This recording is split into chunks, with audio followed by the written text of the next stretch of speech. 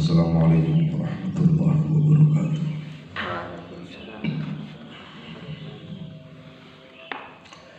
إلى حضرة النبي المصطفى رسول الله صلى الله عليه وسلم إلى مؤلف كتبنا التي تعلمناها وعلمناها وإلى مشايخنا وسيدنا وجميع أستاذنا وعلمنا ونحبنا أهلنا وأولادنا وذريتنا ومن تسبب إلينا شر أمورنا يا الله أمور الدنيا والدنيا والآخرة وافتح لنا حكمتك واقشر علينا رحمتك بشر من أسرار الفاتحة. أعوذ بالله من الشيطان الرجيم. بسم الله الرحمن الرحيم. الحمد لله رب العالمين الرحمن الرحيم مالك يوم الدين. إياك نعبد وإياك نستعين اهدنا الصراط المستقيم صراط الذين أنعمت عليهم غير المغضوب عليهم ولا الضالين آمين. Bismillahirrahmanirrahim. Sunanul wudu'i utawi pira-pira sunnah wudu iku at-tasmiyatu maca bismillah wa ghuslul kaffaini lan masuh epek-epek loro qabla idkhalihima ing dalem sadurunge nglebokake kaffain al-inaa ing wadah wal madmadatu lan kekemu wal istinsyaku lan nyerap banyu lewat ira wa tahlilul lihyati lan nyela-nyelani jenggot al kasati kang ketet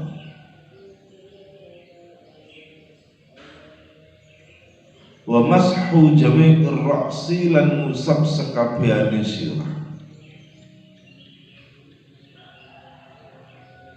wa mashul udhunaini lan ngusap kuping loro zahirihima nyatane njobone udhunain wa batinihima lan jerone udhunain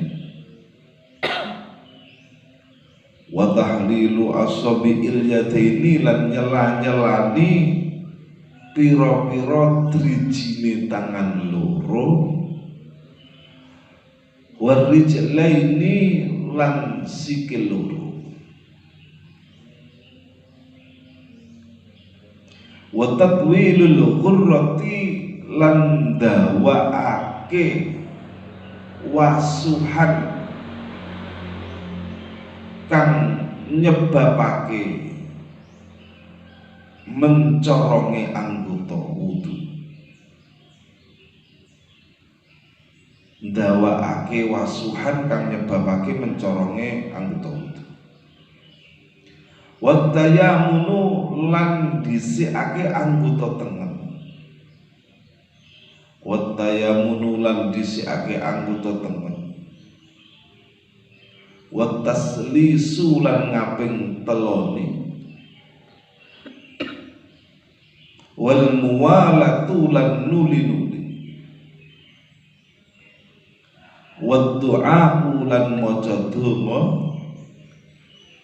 ba'dahu ing dalem sakwise wudu ba'dahu ing dalem sakwise wudu. Pada kesempatan kali ini kita akan membahas tentang sunnah-sunnahnya wudu. Sebagaimana kemarin kita telah mempelajari bersama bahwa fardu-fardunya wudu kemarin kita sudah detail bahas.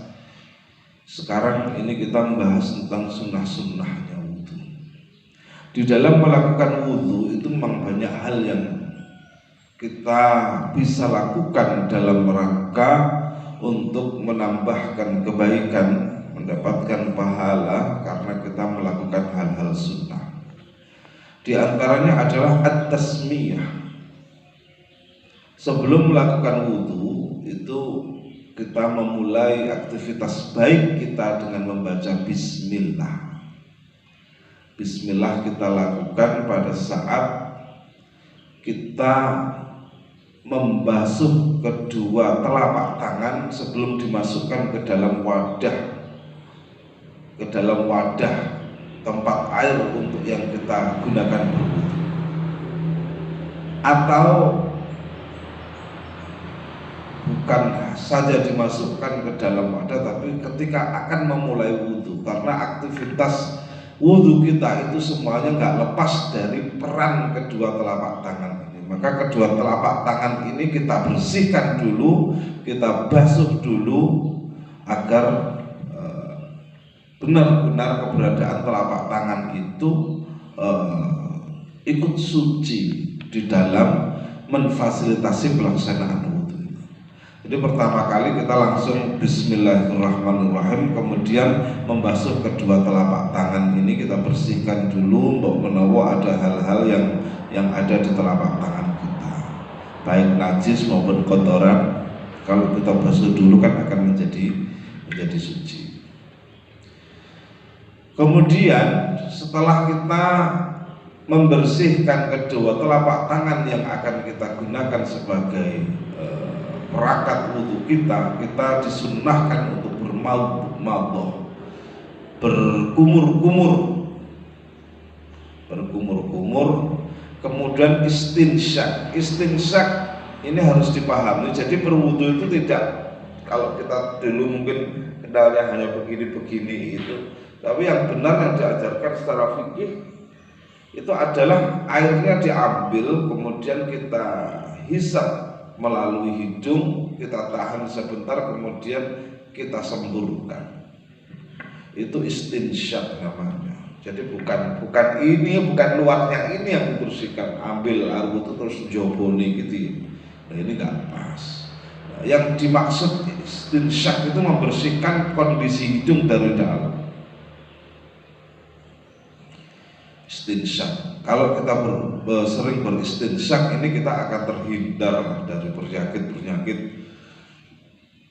yang berhubungan dengan anggota dalam di kepala kita, termasuk pusing, kemudian tidak gampang pilek dan sebagainya. Kemudian kesunahan selanjutnya adalah tahlilul lihyah al-qissah, nyela-nyelani jenggot yang tebal jenggotnya. Kalau jenggotnya nggak begitu tebal malah wajib ini, malah fardhu hukumnya, malah wajib untuk mendatangkan air ke dalamnya. Tapi kalau sekalian tebal gitu cukup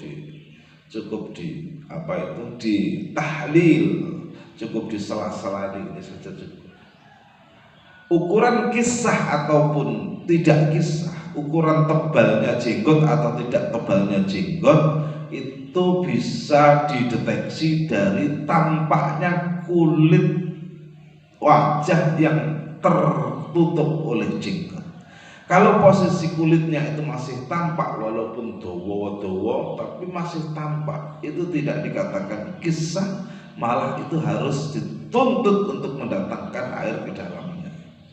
Tapi kalau posisi kulitnya itu tidak tampak, tertutup oleh jenggot, walaupun jenggot itu tidak terlalu panjang tapi itu lebat, itu cukup ditahlil, itu saja cukup. Kemudian mashu jami' ar-ra's,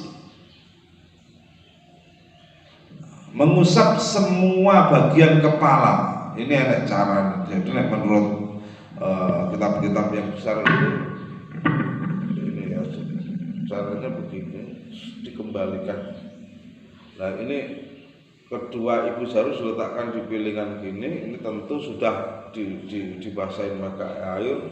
Ini tarik ke belakang, kemudian diajukan kembali. Itu cara-cara untuk mencapai kesunahan mashu jami'ir ra's. Kemudian kesunahan selanjutnya itu mashu al-udhunain zahirihima wa batinihima. Ini konsepnya dengan cara jari telunjuk ini dimasukkan ke dalam posisi telinga, ibu jari diletakkan di belakang daun telinga ini masukkan, tentu ini sudah dikasih air, membawa air, masukkan ke dalam ibu jari, bergeril ya di belakang daun telinga. Kemudian setelah ini cukup, ibu jari ini dijalankan di sini, baik kanan maupun kiri ini sama begini. Setelah ini kita lakukan, kemudian lakukan istidhar, diletakkan begini. Jadi ambil air, kemudian ibu jari letakkan ke dalam telinga, kemudian ibu jari di belakangnya, seret begini, kemudian ambil air istidhar, diplek ini, kanan maupun kiri sama saja. Ini tata cara untuk mashul udhunain. Kemudian tahlilu asabi'il yadain. Ya, ini cukup. Ini sebelum berwudu, di dalam berwudu itu diupayakan untuk tahlilul asal, tahlil dengan cara at-tasbih, ngapurancangnya semacam ini. Kemudian kaki itu di salah-salah nih posisi antara jari-jari kaki. Kemudian tatwilul ghurrah ini di dalam kitab yang lain disampaikan tatwilul ghurrah wa tahjil. Ini memperpanjang basuhan wudu, memperpanjang basuhan wudu agar untuk bisa memancarkan cahaya anggota wudu kita nanti di mahsyar. Praktek takwilul ghurrah itu adalah, ghurrah itu di wajah. Jadi ketika kemarin kita sudah memahami mimana bati sya'ri ila muntahadzaqani, itu setelah ini benar-benar rata ketika ini juga disunnahkan tatwilul ghurrah, ini diperlebar lagi wajahnya, mungkin dengan cara begini. Air wudunya itu semakin panjangkan agar nanti yang memancar ketika di mahsyar min atharil wudu itu tidak hanya pada bagian ini saja, tapi bisa diperpanjang. Tatwilul ghurrah itu memanjangkan ini, maka diratakan ke bagian yang lain. Kemudian untuk tangan jangan hanya sampai pada siku-siku, kesunahan tatwilut tahjil itu dilebihkan sampai ketiak dan sebagainya mungkin. Kemudian yang kaki bisa lebih ke atas sampai lutut atau lebih ke atas lagi. Itu maksudnya kesudahan untuk at-tatwilul ghurrah. Kemudian at-tayammun, mendahulukan anggota kanan, itu maklum saya kira setiap melakukan wudu disunahkan untuk at-tayammun, mendahulukan anggota kanan dulu daripada anggota yang kiri. Kemudian at-taslis ini menigakalikan setiap basuhan ataupun usapan. Setiap ghuslu maupun mashu yang dilakukan ketika wudu itu ditasliskan, ditigakalikan. Ini sunnah hukumnya. Ini yang menjadi penting perlu kami ingatkan untuk wajah. Karena di dalam wajah itu ada rukun yang namanya niat, dan letaknya niat itu di dalam hati, dan pelaksanaannya itu pada saat inda ghusli awwali juz'in, maka hitungan satu kali basuhan di dalam wajah itu ketika niatnya jadi. Misalkan orang ngambil air di nawaitu di dalam hatinya nggak jadi, setelah basuhan ketiga misalkan baru di dalam hatinya mampu nawaitul wudu ali raf'il hadasil asghar, nawaitul wudu gitu saja cukup, baru di dalam hatinya jadi. Setelah basuhan ketiga, maka basuhan ketiga itu dianggap basuhan yang pertama. Maka setelah niatnya jadi, tambahin 2 basuhan lagi agar untuk mendapatkan kesunahan at-taslis atau menigakalikan. Kesunahan selanjutnya adalah al-muallah. Muallah itu nuli-nuli. Nuli-nuli itu continue. Continue itu ya melakukan secara runtut, mulai rukun pertama, rukun kedua, rukun ketiga, dilaksanakan terus secara kontinu runtut itu namanya muallah. Kalau kita melakukan aktivitas wudhu dengan cara runtut kayak begitu, itu kita juga mendapatkan kesunahan, mendapatkan pahala karena kita melakukan al-muallah. Ukuran dari muallah atau tidak dalam keruntutan pelaksanaan wudhu kita itu diukur dari kebasahan anggota yang telah kita basuh sebelumnya. Muallahnya wajah menuju ke tangan diukur ketika wajah ini masih ada basah-basah, wujudul balal, basuhan kita. Ketika wajah kita masih ada basah-basah karena basuhan wudhu kita, kemudian kita melanjutkan rukun selanjutnya ke ghuslul yadain, maka itu dianggap melakukan kesunahan muallah. Lah muallah ini hukumnya sunnah. Misalkan kita tidak melakukan semacam itu, membasuh muka, kemudian kita istirahat dulu, kemudian dilanjutkan membasuh kedua tangan, istirahat dulu, itu tidak masalah. Tapi kita tidak mendapatkan kesunahan muallah.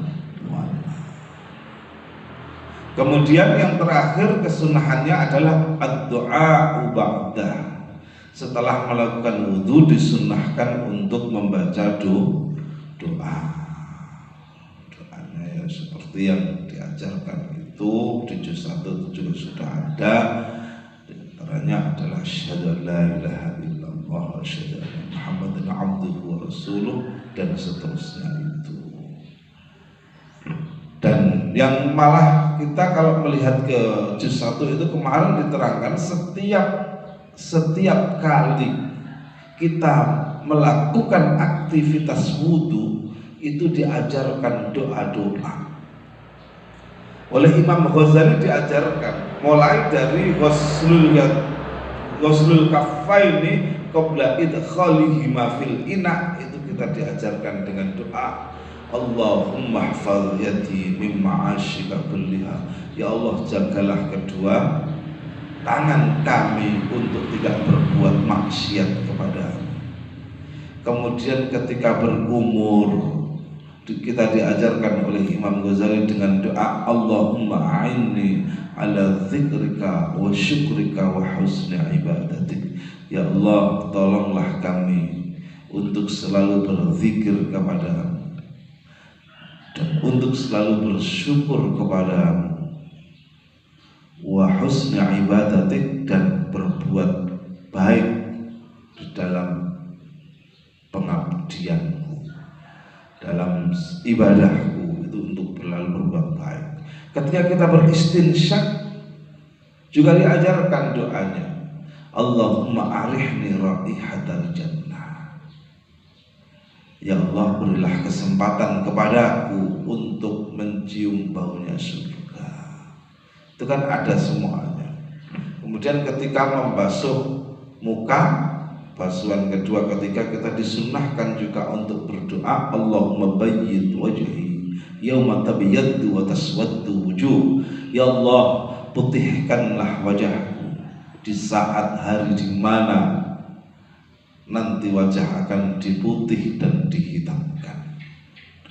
Itu doanya ada, itu nanti bisa dilihat di juz 1 itu kan ada. Kemudian ketika membasuh tangan kanan disunahkan Allahumma a'tini kitabi biyamini wa hasibni hisaban yassira. Ya Allah, berikanlah buku catatan amalku dengan melalui tangan kanan dan hisablah diriku dengan hisab yang mudah. Ketika tangan kiri kita disunahkan berdoa juga Allahumma la tu'tini kitabi bisimali wala min wara'i dhahri. Ya Allah, jangan kau berikan kitab catatan amalku melalui tangan kiriku atau dari belakang punggungku. Ini doa-doa yang diajarkan. Ketika kita mengusap kepala kita disunahkan Allahumma harrim sya'ri wa bashari minan nar. Ya Allah, haramkanlah rambut dan kulitku dari api neraka. Ini doa-doa yang diajarkan, baiknya untuk dihafalkan. Ketika mengusap kedua telinga kita juga diajarkan, Allahumma ja'alni mimman yastami'una al-qawla wa yattabi'una ahsan. Ya Allah, jadikanlah aku dari golongan orang-orang yang selalu mendengarkan petunjuk, mendengarkan ucapan-ucapan yang baik. Mimma yastami'una al-qawla wa yattabi'una ahsanahu, dan juga mengikuti kebaikan-kebaikan kaul itu. Itu doa. Ketika kaki, Allahumma tsabbit qadami 'ala sirati yauma tazillu bihil aqdam. Ya Allah, tetapkanlah kedua kakiku di hari di mana banyak kaki yang terpeleset dan masuk ke dalam neraka. Itu doa-doa di dalam berwudu yang diajarkan oleh Hujjatul Islam Imam Al-Ghazali. Itu bisa juga diamalkan untuk menambahkan pundi-pundi kebaikan dalam melakukan kesunahan di dalam wudu. Demikian yang bisa kita sampaikan, semoga ada manfaatnya. Kita tutup dengan subhanakallahumma wa bihamdika asyhadu an la ilaha illa anta astaghfiruka wa atubu ilaik. Kurang lebihnya mohon maaf.